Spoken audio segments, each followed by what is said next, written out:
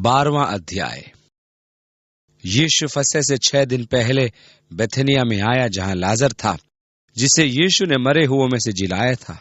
वहां उन्होंने उसके लिए भोजन तैयार किया और मार्था सेवा कर रही थी, और लाजर उनमें से एक था जो उसके साथ भोजन करने के लिए बैठे थे।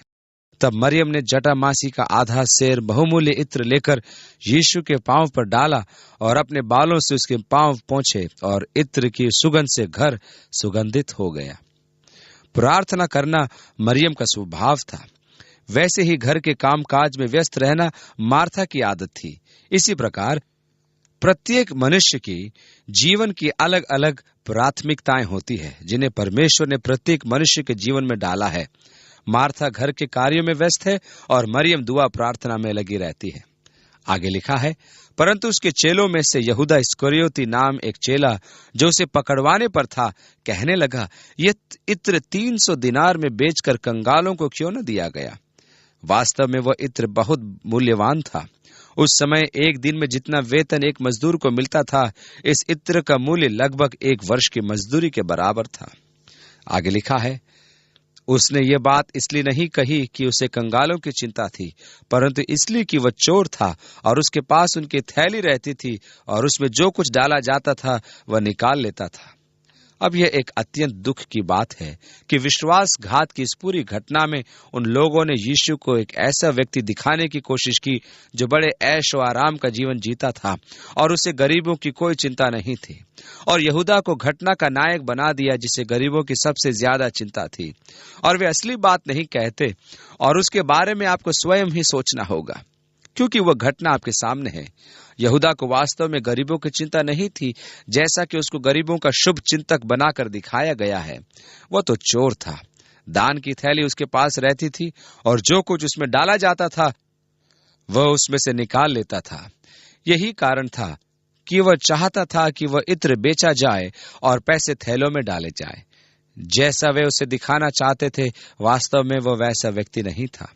7वीं आयत में आगे लिखा है, तब यीशु ने कहा, उसे रहने दो, उसे ये मेरे गाड़े जाने के दिन के लिए रखने दो, क्योंकि कंगाल तो तुम्हारे साथ सदा रहते हैं, परंतु मैं तुम्हारे साथ सदा नहीं रहूंगा।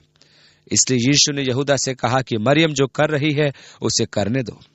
आगे लिखा है, जब यहूदियों की बड़ी भीड़ जान गई कि वो वहां है, तो वे न केवल यीशु के कारण आए, परंतु इसलिए भी कि लाजर को देखें, जिसे उसने मरे हुओं में से जिलाया था। और देखिए वे कितने बुरे व्यक्ति हैं।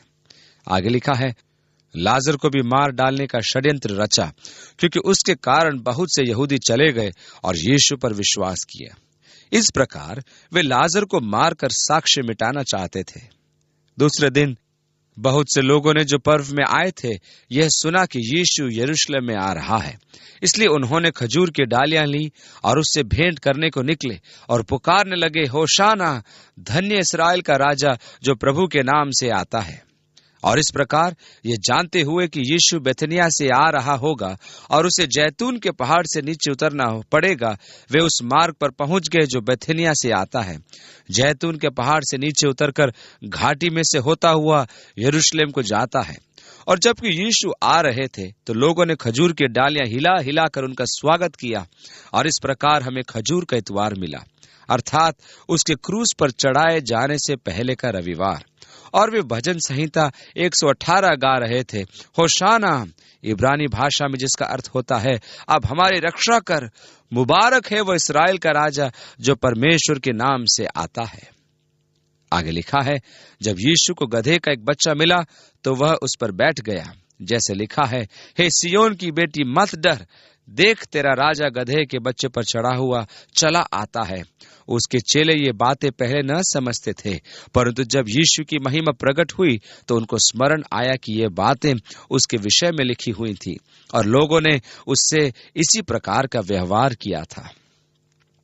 अब यहाँ यूहन्ना अपने कथन को बड़ी स्पष्टता और ईमानदारी से कहता है। उसने कहा, हमने उसके विषय में तक नहीं सोचा था जब तक उसने महिमा को प्राप्त नहीं कर लिया। और तब हमने सोचा, अरे क्या आपको याद है कि जब वह गधे के बच्चे पर सवार होकर जा रहा था तो किस प्रकार हमने खजूर की डालियां हिला हिला कर उसका स्वागत किया था। क्या वो वही नहीं है जिसके विषय में जकरिया ने कहा, हे यरूशलेम की पुत्रियों, आनंद मनाओ, क्योंकि तुम्हारा राजा आता है, वो गधे पर सवार है, वरन लादू के बच्चे पर। दूसरे शब्दों में वह कह रहा है, हम लोग जानबूझकर मंच तैयार नहीं कर रहे थे।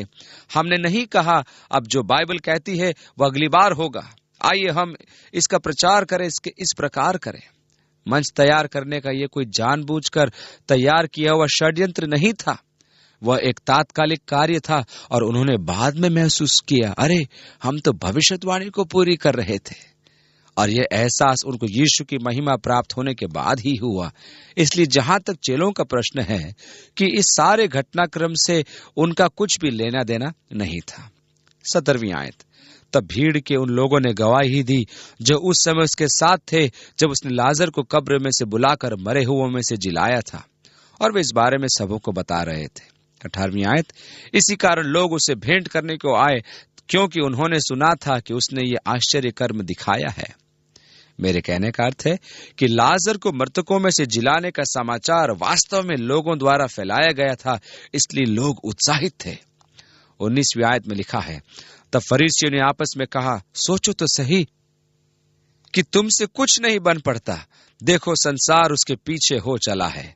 जो लोग उस पर्व में आराधना करने आए थे उनमें से कुछ यूनानी थे। मंदिर में ये यूनानी अन्य जातियों के लिए निर्धारित स्थान से आराधना कर सकते थे, वे मंदिर नहीं आ सकते थे। उन्होंने गलील के बेथेस्दा के रहने वाले फिलिपुस के पास आकर उससे विनती की, श्रीमान, हम यीशु से भेंट करना चाहते हैं। फिलिपुस ने आकर अंद्रियास से कहा। तब अंद्रियास और फिलिपुस ने जाकर यीशु से कहा। इस पर यीशु ने उनसे कहा, वह समय आ गया है कि मनुष्य के पुत्र की महिमा हो। मैं तुमसे सच सच कहता हूं कि जब तक गेहूं का दाना भूमि में पड़कर मर नहीं जाता, वह अकेला रहता है, परंतु जब मर जाता है तो बहुत फल लाता है। कितनी सुंदर तस्वीर है। आपके पास गेहूं का एक दाना है, आप उस गेहूं के दाने को प्रवचन मंच या पुलपिट पर रख दीजिए, और आप 1 वर्ष के बाद वहां आते हैं और उस दाने को वहीं पर उसी अवस्था में पाते हैं। फिर आप 10 वर्ष के बाद वहां आते हैं और उस दाने को उसी स्थान में पाते हैं। परंतु यदि आप उस दाने को जमीन में गाड़ दें तो वो मर जाता है, परंतु उस मृत्यु में से एक नया रूप, एक नया शरीर, एक नया पौधा, एक नया बीज, या जिसे आप कहते हैं एक नई गेहूं की बाल प्राप्त होती है। और उस बीज से अनेक बीज प्राप्त होते हैं। उस एक बीज में महान उत्पादक क्षमता है। मैंने कहीं पढ़ा था कि यदि आप गेहूं की एक बाल के बीजों को जमीन में बो दें और यदि यही क्रम 10 वर्ष तक चलता रहे तो आपके पास इतने बीज हो जाएंगे कि पृथ्वी के प्रत्येक एकड़ में उन्हें बोया जा सकेगा। शर्त केवल इतनी है कि जो आपको मिलता है उसे दोबारा बोते जाएं। परमेश्वर ने पौधों को बनाया, उसने कहा, फलवंत हो, बढ़ते जाओ और पृथ्वी को भर दो, और निश्चय ही उसमें क्षमता है। और इस प्रकार यीशु एक छोटे परंतु सुंदर उदाहरण के द्वारा अपनी मृत्यु की ओर इशारा कर रहा है। देखो, जब तक वो मरता नहीं उसका अस्तित्व बना रहता है, परंतु यदि वो मरता है तो वो फलवंत होता है। वो अपने मृत्यु के विषय में कह रहा है, अपनी मृत्यु के द्वारा वो फलवंत होने जा रहा था, जिसमें आप भी एक हिस्सा हैं। 25वीं आयत में लिखा है, जो अपने प्राण को प्रिय जानता है वो उसे खो देता है, और जो इस जगत में अपने प्राण को अप्रिय जानता है वह अनंत जीवन के लिए उसकी रक्षा करेगा। उसने पहले कहा था, जो अपने प्राणों को बचाएगा वह उसे खोएगा, और जो मेरे खातिर अपने प्राणों को खोएगा वो उन्हें अनंत काल तक बचाएगा। इसी प्रकार आपका जीवन है जिसे एक न एक दिन आपको खोना है, परंतु यदि आप एक नए जीवन की आशा लगाए हैं, एक अनंत काल के जीवन की आस लगाए हैं। 26वीं आयत में आगे लिखा है, यदि कोई मेरी सेवा करे तो मेरे पीछे हो ले, और जहां मैं हूं वहां मेरा सेवक भी होगा। यदि कोई मेरी सेवा करे तो पिता उसका आदर करेगा। अब मेरा जीव व्याकुल है, इसलिए अब मैं क्या कहूं? हे पिता, मुझे इस घड़ी से बचा। नहीं, क्योंकि मैं इसी कारण इस घड़ी को पहुंचा हूं। आपको याद होगा वह कहता जा रहा था, अभी मेरा समय नहीं आया, अभी मेरा समय नहीं आया। अब उसकी घड़ी आ पहुंची, और जबकि वो अपने समय की ओर बढ़ रहा है, वो अपनी आत्मा में व्याकुल होने लगा है। मेरी आत्मा व्याकुल है, मैं क्या कहूं? पिता, मुझे इस घड़ी से बचा। गत्समने बाग में होने वाली कष्टप्रद घटनाओं का उसे कुछ पहले से एहसास हो रहा था। ये अंतिम दिन है, ये बात वे जानते थे। बगीचे में उसने प्रार्थना की, पिता यदि संभव हो तो ये प्याला मेरे सामने से हटा ले, तो भी मेरी नहीं अपितु आपकी इच्छा पूरी हो। और इसी समय वह व्याकुलता के दौर से गुजर रहा था। पिता मुझे इस घड़ी से बचा ले। फिर भी इसी घड़ी के लिए मैं इस दुनिया में आया। दुनिया में मेरे आने की वजह ही यही थी। 28वीं आयत, हे पिता अपने नाम की महिमा कर। ओह, उसके मुख से निकले हुए ये वचन उतने ही सामर्थी थे जितनी वह प्रार्थना जो उसने गत्समने के बगीचे में की, जब उसने ये कहा, हे पिता यदि हो सके तो यह प्याला मेरे सामने से हटा ले, तो अभी मेरी नहीं बल्कि तेरी मर्जी पूरी हो। यह कितना भला होता है जब हम अपने आप को परमेश्वर के प्रति समर्पित कर देते हैं। हे परमेश्वर, मुझे इस घड़ी से बचा ले, तो भी मेरी नहीं आपकी इच्छा पूरी हो। हे पिता अपने नाम की महिमा कर।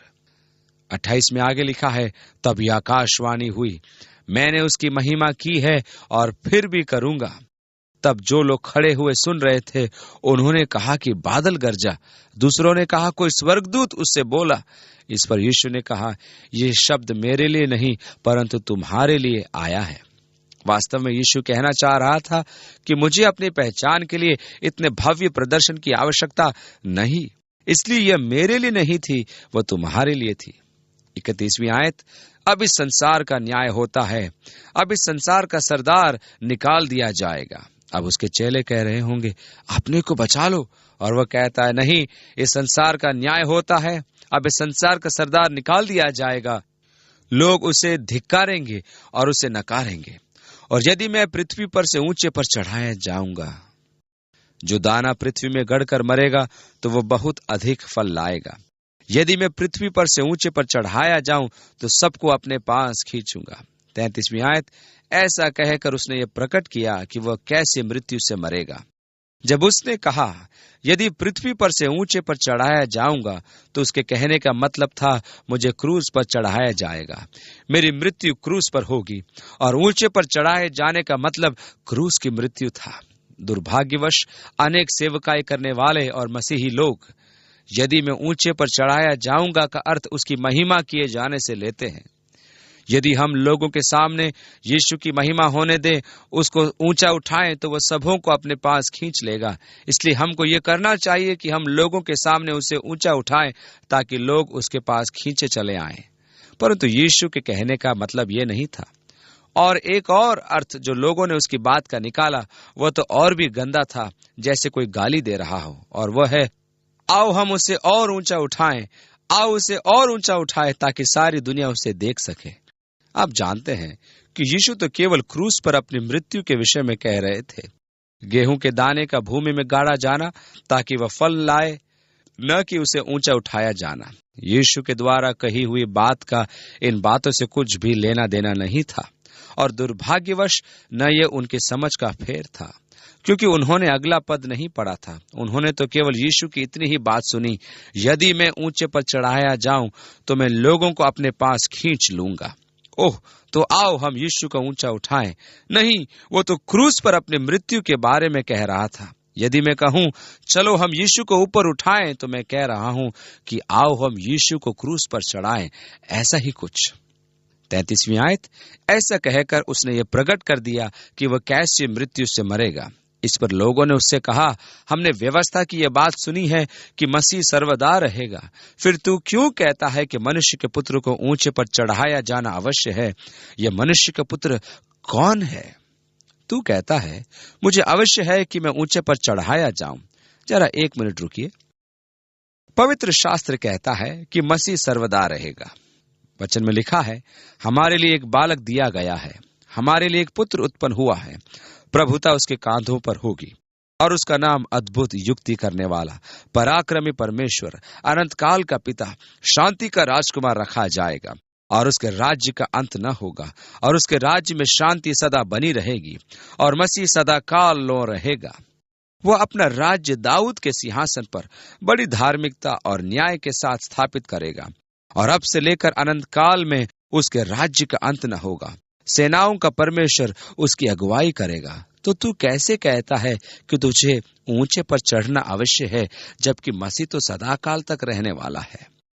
35वीं आयत, यीशु ने उनसे कहा, ज्योति अब थोड़ी देर तक तुम्हारे बीच में है। जब तक ज्योति तुम्हारे साथ है तब तक चले चलो, ऐसा न हो कि अंधकार तुम्हें आ घेरे।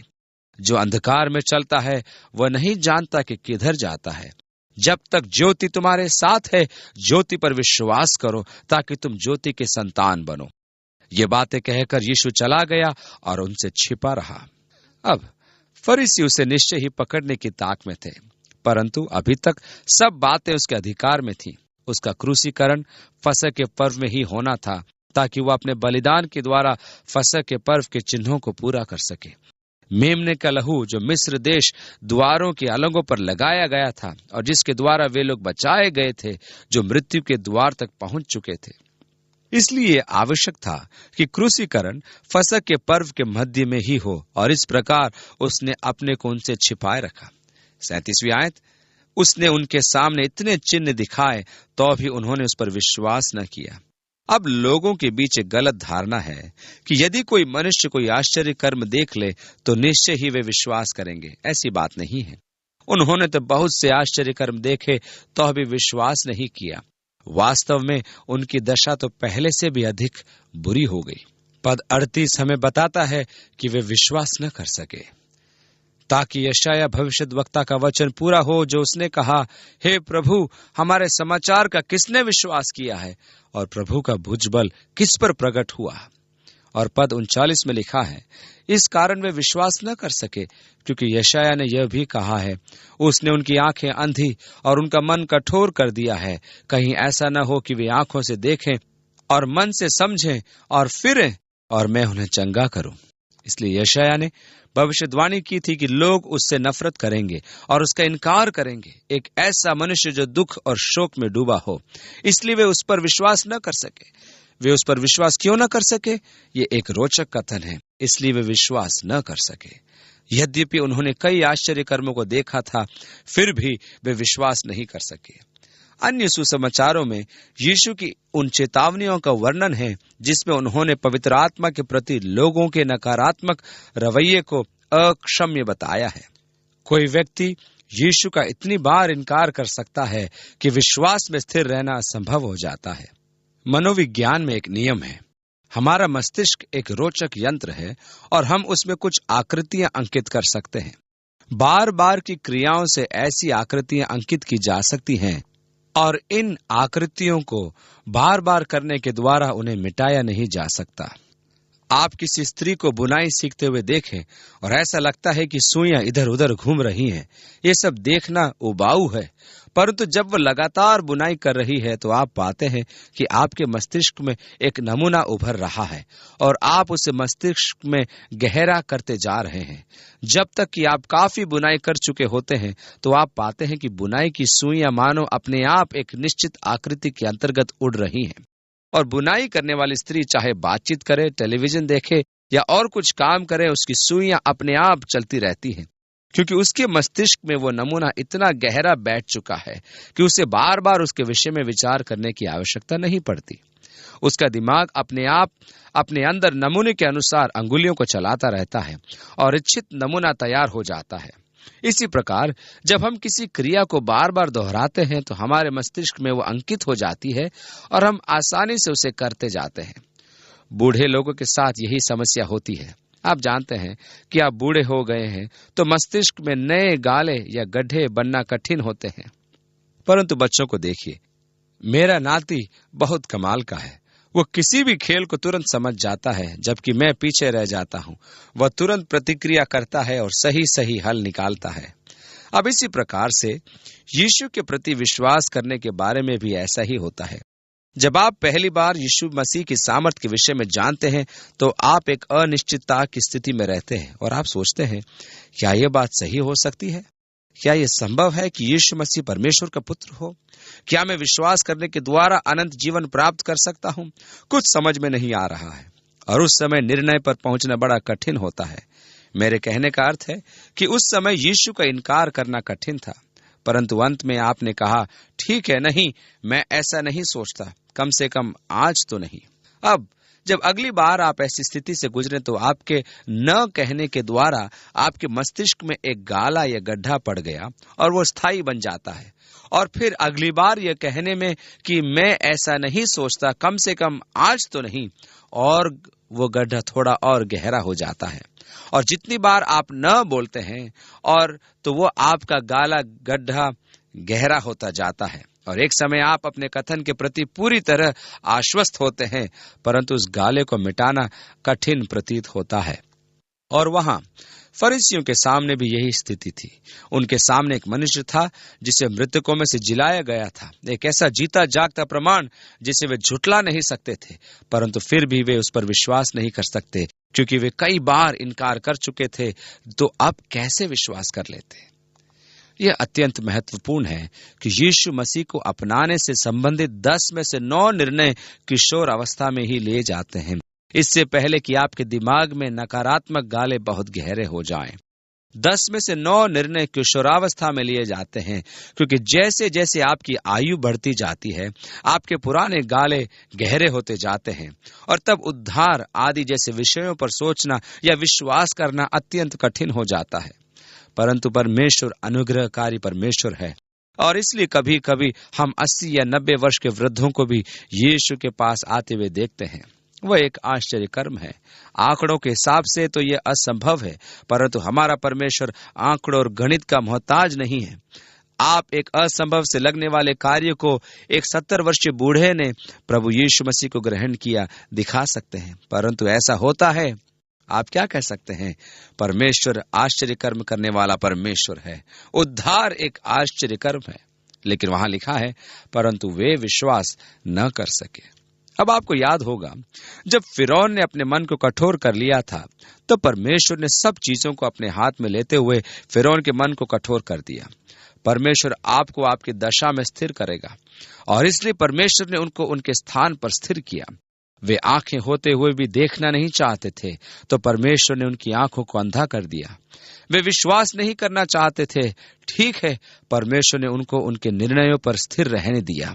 उसने उनके मनों को कठोर कर दिया ताकि वे अपनी आंखों से न देखें और अपने मनों से न समझें और न मन फिराएं और चंगाई पाएं।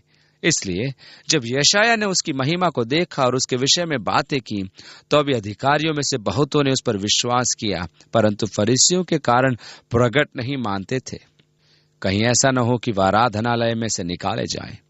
और यहाँ पवित्र शास्त्र का एक दुख भरा पद है, क्योंकि मनुष्यों की ओर से प्रशंसा उनको परमेश्वर की ओर से प्रशंसा की अपेक्षा अधिक प्रिय लगती थी। ये 43वीं आयत में हम देखते हैं। और ये बहुत से लोगों का दूसरे से बदला लेने का तरीका रहा है। कितना दुख होता है जब किसी मनुष्य के विषय में यह कहा जाए, क्योंकि मनुष्य की ओर से प्रशंसा उनको परमेश्वर की ओर से प्रशंसा की अपेक्षा अधिक प्रिय लगती है। आप जानते हैं, यदि क्लब में मैं यीशु के विषय में बोलूं तो शायद वे मेरी बात को न समझें और उन्हें मनुष्यों की ओर से प्रशंसा परमेश्वर की ओर से प्रशंसा की अपेक्षा अधिक प्रिय लगी। लोगों के जीवन की यह कितनी शोक भरी कहानी है। मुझे इस बात की अधिक चिंता है कि लोग मेरे बारे में क्या सोचेंगे, न कि परमेश्वर मेरे विषय में क्या सोचेगा। मुझे इस बात में ज्यादा खुशी मिलती है कि लोग मेरी पीठ थपथपाएं, न कि परमेश्वर मेरी पीठ थपथपाए। मुझे इस बात में ज्यादा रुचि है कि लोग मेरी प्रशंसा करें, न कि परमेश्वर मेरी प्रशंसा करें। यह एक अत्यंत सोचने योग्य विषय है। 44वीं आयत, यीशु ने पुकार कर कहा, जो मुझ पर विश्वास करता है वो मुझ पर नहीं वरन मेरे भेजने वाले पर विश्वास करता है, और जो मुझे देखता है वो मेरे भेजने वाले को देखता है। फिलिपुस ने कहा, प्रभु हमें केवल पिता को दिखा दे तो हम संतुष्ट हो जाएंगे। और यीशु ने कहा, हे फिलिपुस, मैं इतने दिनों तक तुम्हारे साथ रहा, क्या तुमने मुझे अभी तक नहीं देखा? जिसने मुझे देखा है उसने पिता को देखा है। तू कैसे कहता है कि हमें पिता को देखा? अब इस कथन पर हम अगली बार चर्चा करेंगे। जो मुझे देखता है वो मेरे भेजने वाले को देखता है अथवा मेरे पिता को देखता है। 46वीं आयत, मैं जगत में ज्योति होकर आया हूं ताकि जो कोई मुझ पर विश्वास करे वह अंधकार में न रहे। अब प्रेरित पौलुस 1 थिस्सलुनीकियों 5वां अध्याय उसके 4 और 5वीं आयत में कहता है, पर हे भाइयों, तुम तो अंधकार में नहीं हो कि वह दिन तुम पर चोर के समान आ पड़े, क्योंकि तुम सब ज्योति के संतान और दिन के हो। यहाँ वह यूहन्ना के 12वें अध्याय में कहे गए यीशु मसीह के कथन का हवाला दे रहा था। 47वीं आयत, यदि कोई मेरी बातें सुनकर न माने तो मैं उसे दोषी नहीं ठहराता, क्योंकि मैं जगत को दोषी ठहराने के लिए नहीं, परंतु जगत का उद्धार करने के लिए आया हूं। यह बात उसने कितनी बार कही। जो विश्वास नहीं करता वो तो दोषी ठहर चुका। मैं जगत को दोषी ठहराने नहीं आया, परंतु इसलिए आया कि वह मेरे द्वारा बचाया जाए। वह फिर वही बात कह रहा है।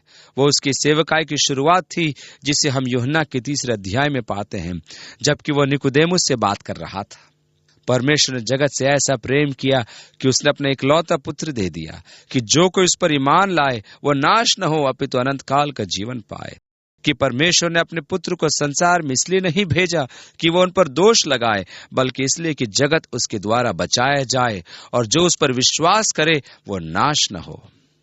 यीशु ने कहा, मैं संसार में लोगों का न्याय करने नहीं आया। यदि कोई व्यक्ति मुझ में विश्वास नहीं करता है, मैं उसका न्याय नहीं करता। मैं न्याय करने नहीं आया, मैं तो बचाने आया हूं। ओह, कितने पुण्य कार्य के लिए वो आया।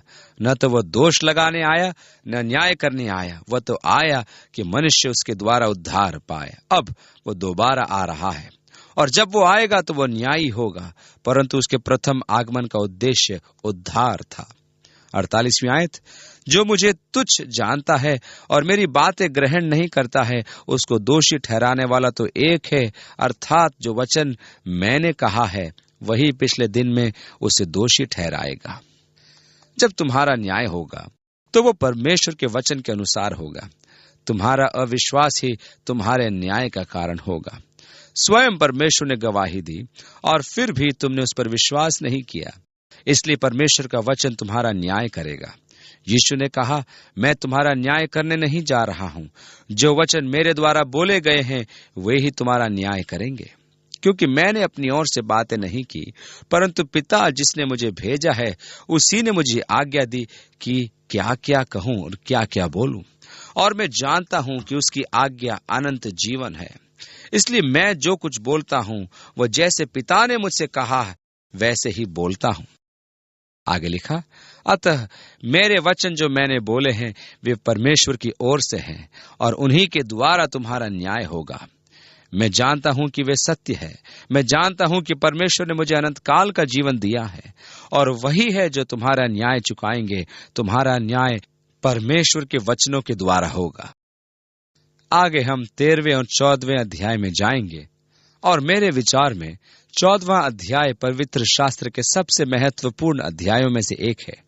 वर्षों पहले जब मैं बाइबल अध्ययन केंद्र में था तो वहां के प्राचार्य ने कहा था कि यूहन्ना का 14वां अध्याय बाइबल के सबसे महत्वपूर्ण अध्यायों में से एक था। उसने कहा था, तुम सब लोग इसे कंठस्थ याद कर लो। इसलिए घर पहुंचकर मैंने उसे याद कर लिया था।